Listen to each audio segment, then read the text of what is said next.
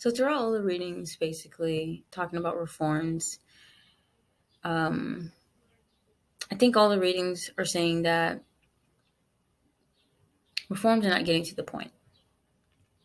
They're not getting to the point. They're not getting to the heart of the issue.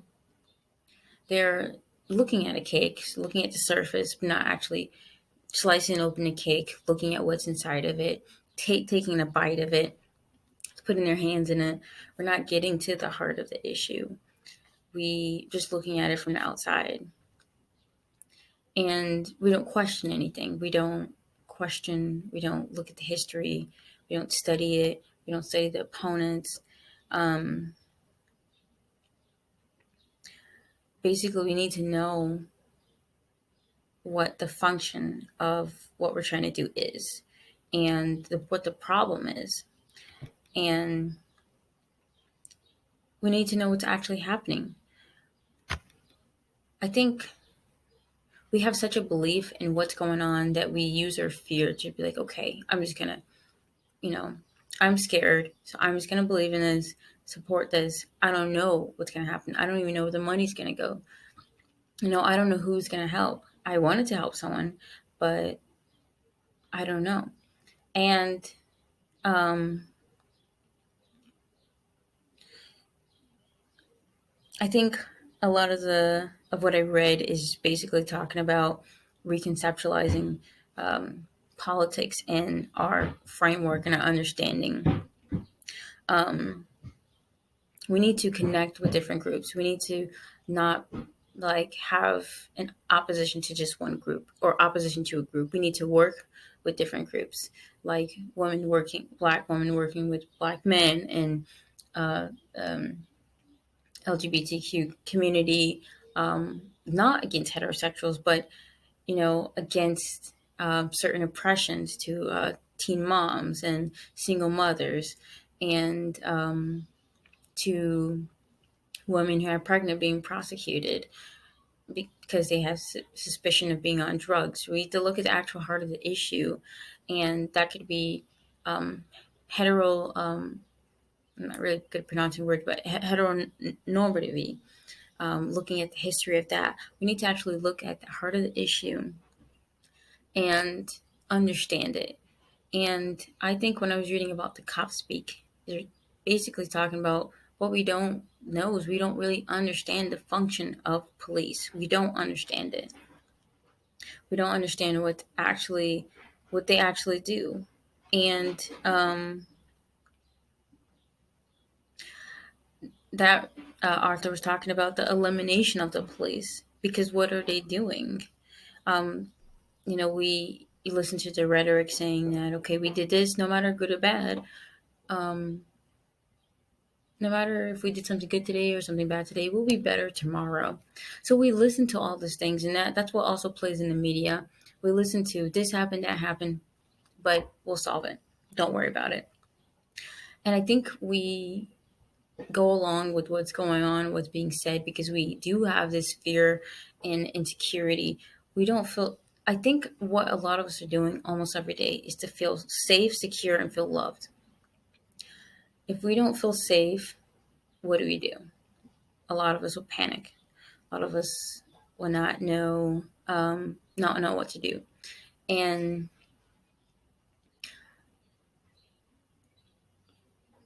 I see this sometimes in people that talk to about safety.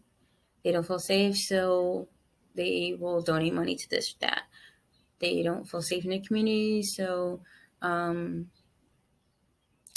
they will report this or that. Um, so safety, security, and love, you know, what makes us feel secure? What makes us feel better inside of ourselves? What type of insecurity do we need mentally and physically? And when we talk about security, I think it's a broad word, because some organizers are trying to secure, the futures of the people they're trying to help, the people that they feel are oppressed. And the point of that is getting to what are they oppressed about? What's oppressing them? What is it? What is really happening? And it goes back to Burton about Attica and Thompson's Blood in the Water, and Burton feeling is Thompson's not getting to the point, not really realizing that, you know, it's not that the guards are not exposed to different racial, ethnicity, or backgrounds. It's that a lot of the guards can come from, racial, their races, or they can come from a place of, prisons normalize racial violence. That's the heart of it. I think basically what a lot of these reasons are saying is that we don't get to the point. We don't get to the heart of it. We don't say what's actually happening. And do we not say it because we're scared? Do we not say it because um, we're in a society where we're not supposed to say certain things? We're not supposed to talk about certain things in public. Um, is that the case? I do feel that, excuse me, we've been taught and we've been socialized to not speak out. That starts very young at home. Don't talk back to me. At school, you know, don't have any opinions, basically. Don't have any, if you have a question about something, okay, but if you're questioning me, your teacher, your principal, you're going to be in trouble. You may get a referral, then you'll be isolated. Um, we see that at workplaces, don't question the supervisor, don't question the rules, don't say anything, say certain things, make it quick, don't cause trouble, don't seem different than everyone else, blend in. And that can also tie in with safety and security, because it's like, do we feel safe not saying anything, or do we feel more safe saying something and doing something? Would that decrease our security and our feelings of safety? So a lot of those things tie in, and where we're socialized in the society, it's like, how should I go, in what ways? And I feel like with reformed, it's like that too. How should I go? In what ways? How should I approach this? Who should I work with? How can we do this? But a lot of reforms seem to backfire. They seem to backfire, especially because they're not getting to the heart of it. They're not getting to the point. Um, and a lot of them seem to backfire. Like the sentencing reforms, and the sentencing reforms, we're mostly talking about decreasing the sentencing of those with minor offenses. But what happened is that decreasing that increases more eyes on the citizens, and then maybe some people are on parole, and then more money is being made on people on parole. I was reading one of those articles about um, the parole in Georgia, and let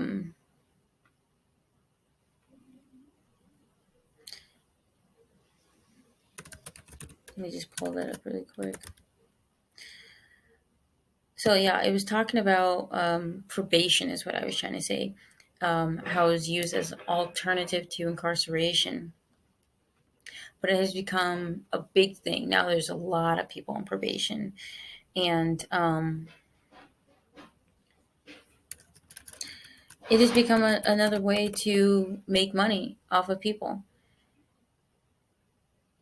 And it said in another reading that the Bureau of Statistics reports that an additional 8 million people will be on probation in the United States, and about 800,000 on parole. And for a lot of states, probation is a huge business. They charge fees for people to be on probation. They charge fees to just go to jail. You can be homeless, have a citation for completing a life, or trying to complete a life-sustaining activity, trying to sleep, trying to eat, trying to pee, trying to put your bag somewhere, get a citation, you can't pay it, go to jail. You may be in jail for a month or so. You're just sitting there in the cell. But then alternatives like probation and parole, that those are other avenues of making money. And that's why it's when we say who's trying to do good deeds and who's trying not to do good deeds, it's like, who's the good deeds for? Because The jail system, working with the public private prison system. Who are the good deeds for? Is it for the community, or is it for the white collar, or is it for the businesses to make more money?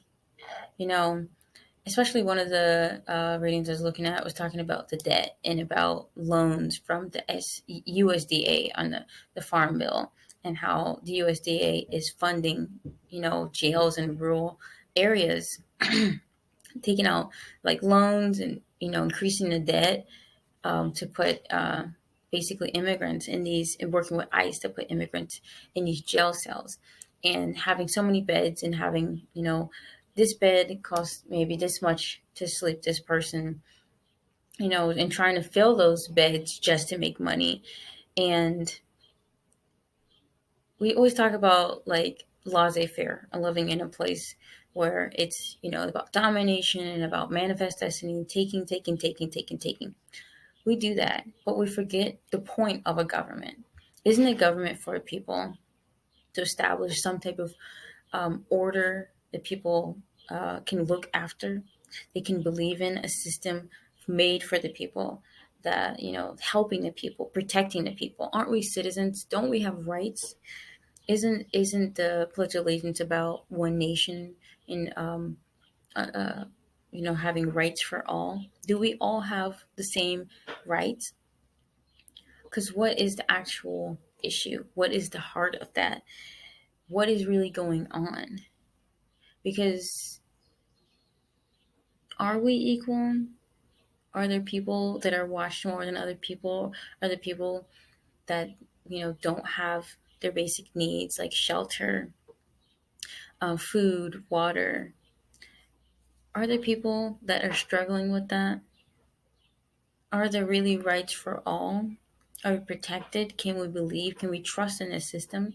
When they use their rhetoric, their art of persuasion, are they using it for the good of the people or for profit? And that's a really good question as well, especially with reformist reforms and non-reformist reforms. Um, and to me, um, I think movements want to go on the path of reformism because, like in one of the readings, talking about how reforms were made because people had so much fear. We want to make a reform because, is it for the goodwill, or is it to change something? Is it to advance something? What is the real agenda behind what we're doing? And then when we have partners, sometimes their agenda can be different from your agenda, and that can be hard, especially the rhetoric they're using or coming at you with. And it's interesting when we're talking about like how the USDA use a lot of their money to, build prisons, but maybe we thought they were using it for something else, you know. So it is very confusing. Or like the Faith in Action, the a new vision for Church State Corporation. We thought they were helping the actual, social justice problems. Actually trying to build more community resources, but they have Bible counseling and Christian centered materials.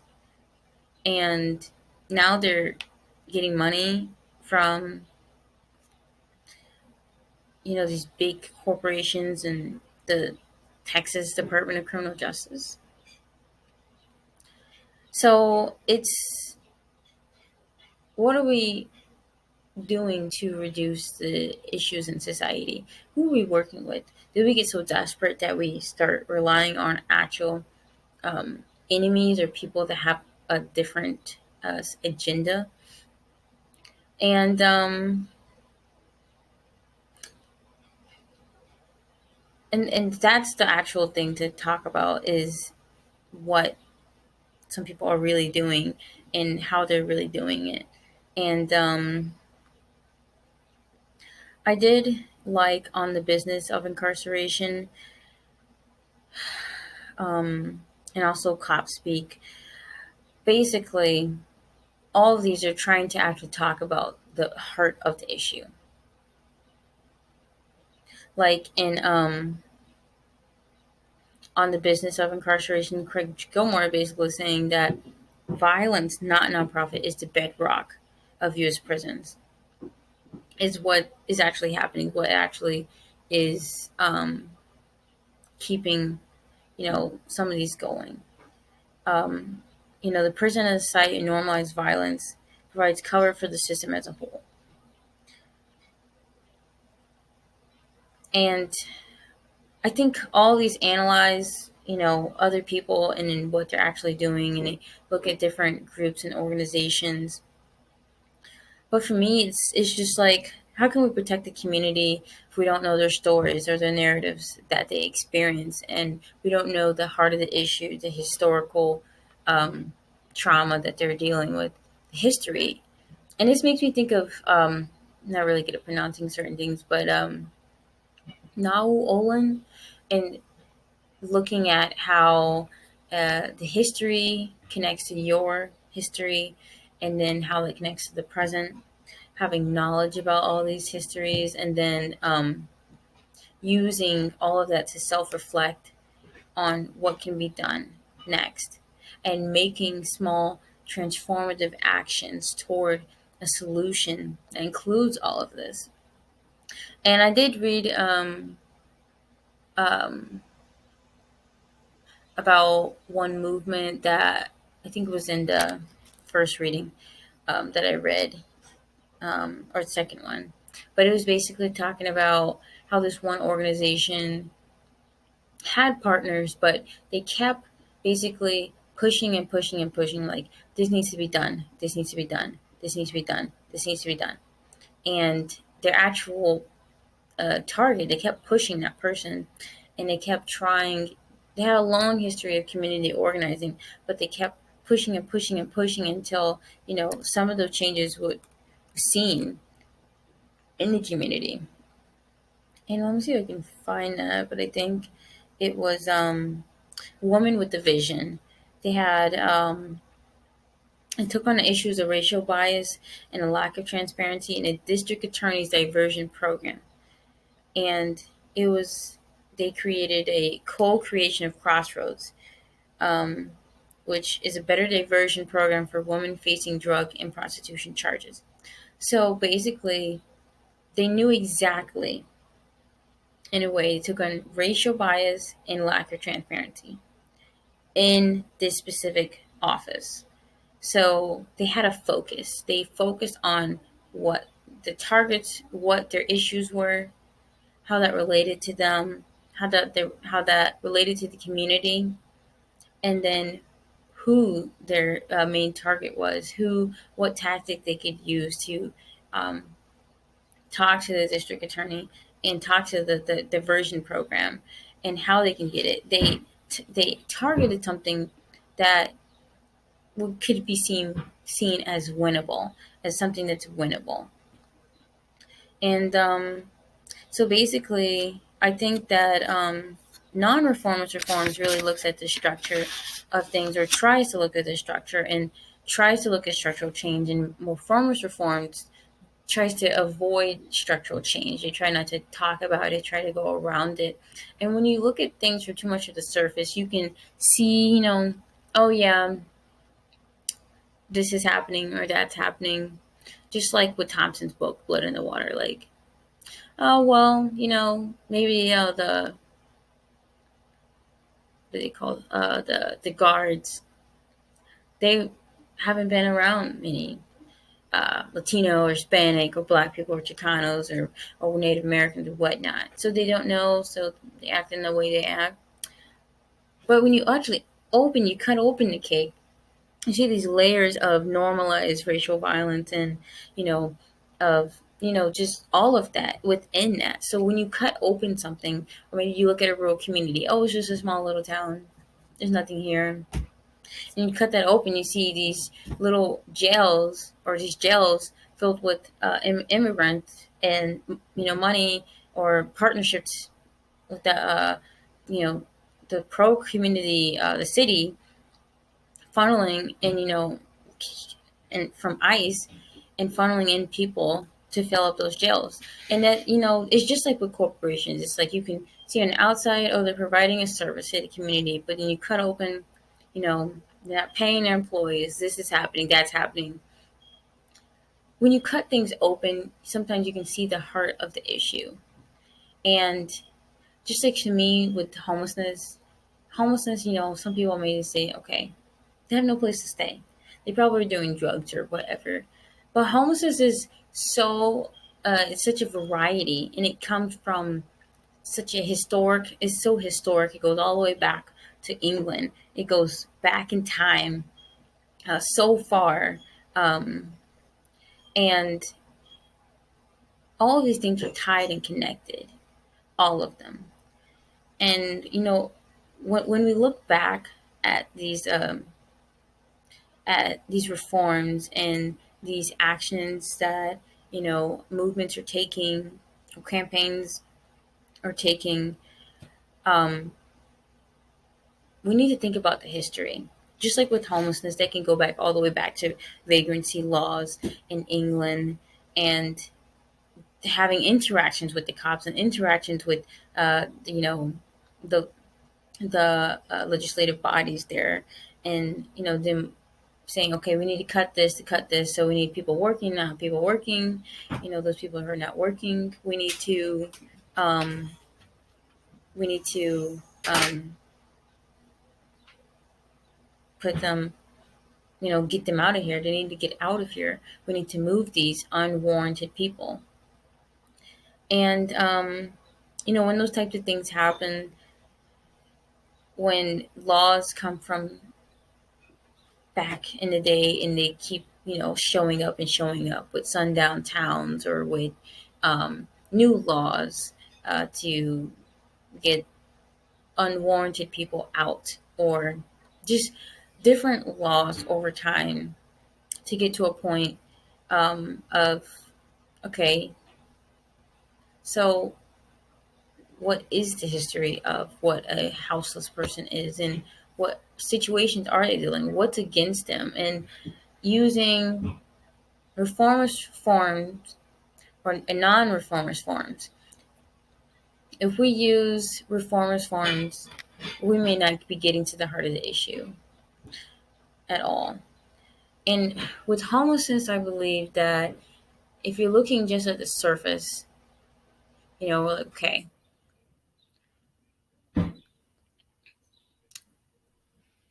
maybe we should provide drug treatment centers, or I don't know, shoes, because they don't have shoes. Does it get to the heart of the issue? I'm not sure that it does, because we have to look at really what's against them. They're trying to sustain their life activities, and then there's citations against them, and there's laws against them, and then um, you know what is the heart of the issue is not something that's just like, okay, there can be so many forces against a group of people. You have to actually uncover it. Like, okay, they have their citations in certain states that if they're doing this, and that, super vague laws, or that they can get citations from, or um, other than citations, okay, they have basic needs and they need a place to sleep. And then there's shelters that don't provide storage solutions, and then there's shelters that only have a capacity. So when the capacity's out, where do they go? Where the people that don't have anywhere to sleep go? Do they have a car? Or can they park wherever they want? Are there safe havens in town? Where can they park? Where would be a good place to be safe for themselves? Is it a good part of the part of a neighborhood? What's really against them? And also their skin color, because that might be against them as well. Because then some people may be stereotypical, like, oh, you're a certain skin color, you don't have a home. You could be because of this or this or that, but really, then that's more discrimination. And there's multiple issues that can, just talking about the houseless, there's just so many layers, just multi-layered. And when you are looking at reforms and you're looking at the surface, you're not really opening up the layers like a jawbreaker. You're just looking on the outside but not looking at the inside. And that is the point of all the readings, I believe, is that it's not getting to the heart of the issue. There's multiple layers. People have multiple identities. They're doing multiple things. You can be female, but also have be like, I can be female, be lesbian, and then my age, I can, there can be ageism, racism, sexualism, like all these things, and then going to workplace where there's an increased tension of sexual, not misconduct, but sexism, and then gender inequality, pay inequality. Then it just cut. There's so many things just from that, and then my skin color. So, all of it. And I think looking at the surface, we don't really find what the actual, we're basing it on what we see. And that's what, in the media is so deep too. That's why media is such a huge thing to break open as well, because the rhetoric that you use, the art of persuasion, the wording, the rhythm, the movement, the tone, the framing, the cuts, the takes, the outfits, the clothes, the makeup, everything is a part of a story. And when we try to tell a story, things can be framed in such a way that we're like, oh, okay, that sounds good. Then we agree with it, but we don't really know what's actually in it. We don't, what we should be doing is actually, okay, oh, they're saying this, they're saying that, they're trying to propose this, but I need to look at the statistics, the data, the history, everything. Because I don't want to invest in something that I don't know about. And, you could be investing in public prisons and not know that they're working with the CCA. Sometimes you do know or you don't know, but that's why transparency and accountability is so important. And we need to take things more into our own hands. We need to understand what's really going on. And I feel like a lot of us in the society right now in the United States do not. When I'm at work and talking to people and this and that, it seems as if a lot of people go to work, they see something on the news, maybe during lunch. Oh, that sucks. Oh, that sucks. That's happening. That sucks. I can't believe that's happening. And they go back to their lives. And I was talking to a friend probably a couple months ago about, society and all these things. And he told me straight on, honestly, I don't have time to worry about this. I got my own stuff to worry about. And that's the truth. It's a fair point. That's good for him to be able to tell that to me. But what if that is thinking of multiple people? Just agreeing with something because easy. It sounds easy. It sounds simple. I'll agree with it. I'll fund it. I'll buy into it. I'll go with it. Just because it makes my life easier and I don't want to deal with it. I want someone else to deal with it. And the thing is, we need to be dealing with these issues as society together because it does impact us. It maybe is our tax dollars, it is our family members, it is our cousins or someone we know, a friend at work. It doesn't impact, all of these things do really impact us. And I did like reading about the one article when it came to the USDA in certain communities, and the actual community members were like, we don't really want these here. We don't want these here. Did they ask us that we wanted these here? And them actually making signs, protesting, trying against it, you know. But honestly, a lot of the heart of the issue is deep and there are layers and they need to be examined. and re-examined and re-evaluated. There needs to be a seed that goes in and then a tree that pops up. But how can we get there if we really don't know the roots, the history, the stories, the narratives, what we're working with, what we can work with? How can we get through this? Who's our actual target? Who's the person who's our target who can get us what we want? You know, what is really happening? What's the stories? What's the narratives? What's the scandals? What's the financials? Everything. We need to examine it to that point so that we can get to the heart of the issue. Because there's great in using rhetoric, art, persuasion to, voice things. People love stories, but we need to get out of this bubble that we're in and really draw things out and see what's really happening, because we're not, I don't believe. I think we just agree with things, we go with it, and like you said, it's just band-aids. And these band-aids don't get at the point. They're not fixing anything, and they're not fixing something that's broken. They're not. We're not getting to the point. And a lot of things that are dominant is the words that we use, the words that we hear maybe cops use. And I did like that in cop speak. Um, there was a portion where I really, not sure if I recorded it on here.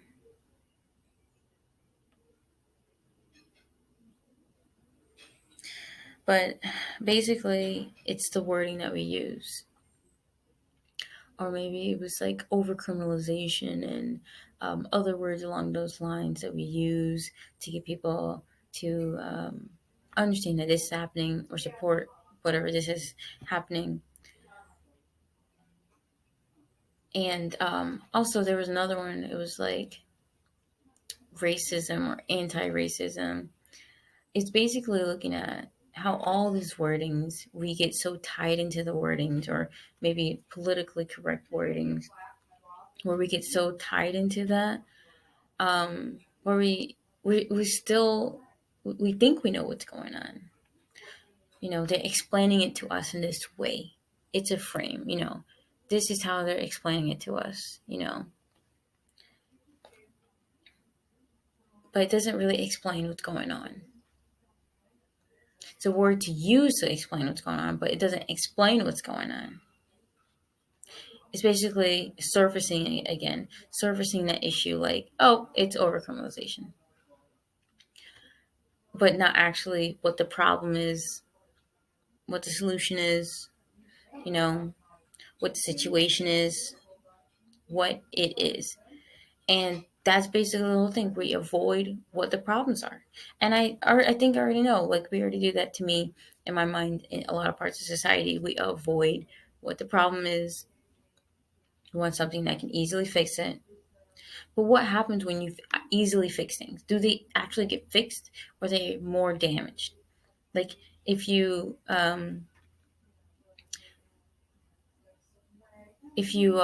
something broke, water pipe, you tape it up. Does it actually get fixed? Or are we doing something the cheap way so that we don't have to do the expensive way, or any other way? We don't have to get other people involved. We just want it to be quick and simple. Does it actually fix things? Because some things I think performed, it looks like it's fixed, but it's not really fixed. It hasn't got to the point. It hasn't really helped. It may actually hurt it. Maybe all that water, going through now, is gonna, and now you're really gonna have to call a person to come help. A plumber or someone to come help with your pipes. Now you probably have a flood in your basement. Sometimes when we put band-aids on things, they don't really fix it. When we don't talk about something, acknowledge it, understand it, just like in relationships. If there's an issue going on and you don't actually talk about it, acknowledge it, there's probably going to be more tension, more problems, because we're upset about what happened and we won't talk about it. That's not going to uh, uh, make the issue go away, disappear, vanish.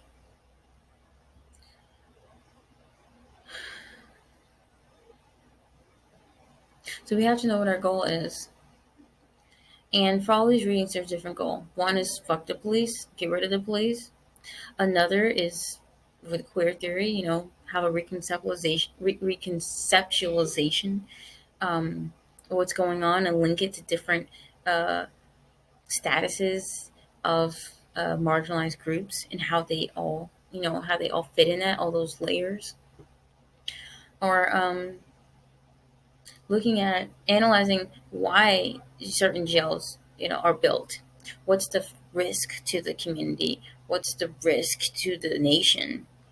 Um, Basically, looking at all these things, looking at how it affects the community, the society. What we need to do is care really deeply and analyze everything that we see. Um,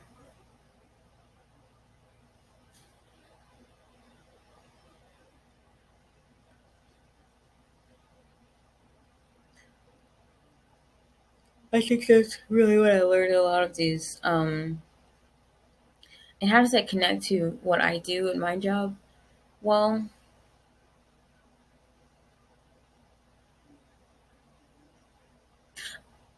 honestly, I think some of the programs that I work for are band aids. We see the food assistance helping, those under the poverty line, right? But there's actually more policies within that actually make it hard if you're poor to actually get help. Like there's able bodied without dependence. You don't have kids. If you're not pregnant, have kids, you're not under 17, over 50 years old, if you don't live on a reservation, if you don't work 20 hours a week or 80 hours, well, yeah, if you don't work 20 hours a week or 30 hours equivalent a week, the federal minimum wage, if you don't if you don't work a certain amount of hours or if you're not, I don't have any kids, basically, you're able without dependence. So basically, if you're homeless and you sleep in your car and you have no money and you want some food assistance and you have no kids and you're 18 through 49 years old, you got to be able without dependent. You got to be considered an able-bodied person without a dependent. And what happens is if you don't, volunteer or work at least 20 hours a week, 80 hours a month, you only get food stamps 3 months out of, I think it's about 3 years. So you can't, if nothing changes, you can't apply again. You're just out of it. And they've adjusted it, to the point where now, like, maybe after 3 months, if now you're working a certain amount of hours or whatever, maybe you can apply. But you could probably get that sanction taken off. But most people I see, they get that sanction, you know, it's like, it's hard to get off. And, like, if you live in a rural community, volunteering 20 hours a week, yeah, that can be done. But where's the actual job? How am I going to actually put gas in my car? And now I have to do this just to get food? I don't know how this is helping me in my poverty issue. And then the federal poverty line is about, for one household, about 1,300, and it doesn't go up that much either. I think it's about two people.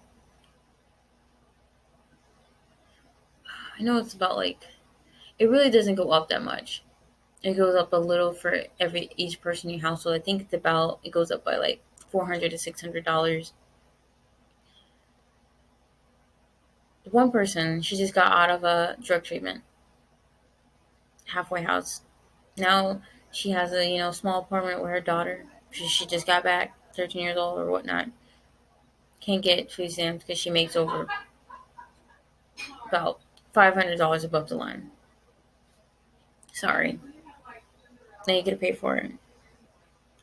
So why isn't there a threshold that actually gets to the point that what we're doing is keeping people deeper in poverty because there's no wavelength of like, okay, if you make between this and this for one person in a household, this you can get this, or if you make above it, even if you over income, we have this other program, we have this other resource, or it's not just the food.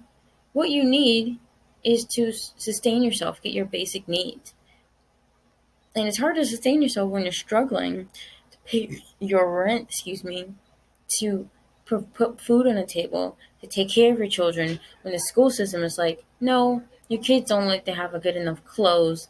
I'm going to call, in Florida, it's called DCF, Department of Children and Families, and Nebraska, it's called Department of Health and Human Services. You know, I'm going to do this, I'm going to do that to make your life harder. You know, and it's like, I have to listen to phone calls of people telling me that, um, you know, I don't really have a place to stay. I go to a shelter sometimes, maybe there's a bed open. I don't have any belongings because I have nowhere really to store it, and I barely have a phone. Someone just gave me a phone, and I'm just using it until there's nothing on it anymore. So when those types of things happen, and then that person is saying, well, yeah, I don't have any work, or I can only get work when a truck comes by the homeless shelter and they're saying, hey, I need people to help me. And then they don't want to hire you because they don't want to pay your health insurance. And then it's just like, in the job that I work in, I feel like we just put band-aids and boo-boos. And I do feel like it's good that what we do in a way, because maybe someone, they had lost their job temporarily, they need help. They didn't make any income this month, but the declaration. It could help them. We could process them.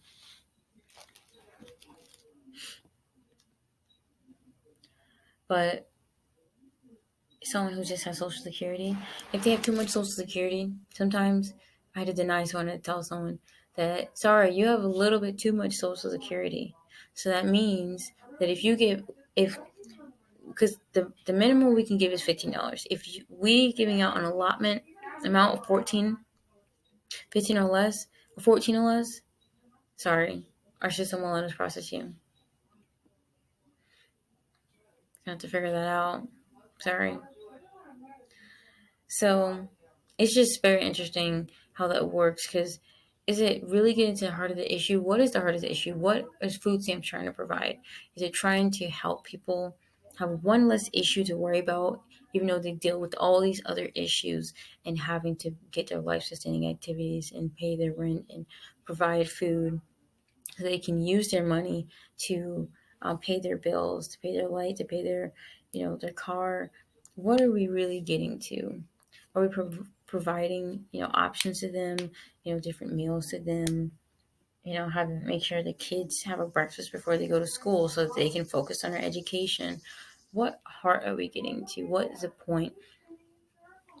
Are we getting to the point where there's food swamps and food deserts, or food deserts are places that, there's not actual grocery store. There's like corner stores, and there's not really actual fresh food that you can get, and there's no really food. And food swamps more like where there's a bunch of fast food restaurants just down, the aisle of the street, and just fast food. And you can see this a lot in low income neighborhoods, red lined areas. What point are we getting to? What target? What's the point? What's the heart? Are we talking about poverty, dealing with the insecurity of accessing food? Or are we just trying to deny people that are over income $5-10? Are we just trying to provide this so that we can look really good, and then, you know, hey, we're doing this good stuff for people. Now we have all these other things that we're doing, but no one knows about it because they're so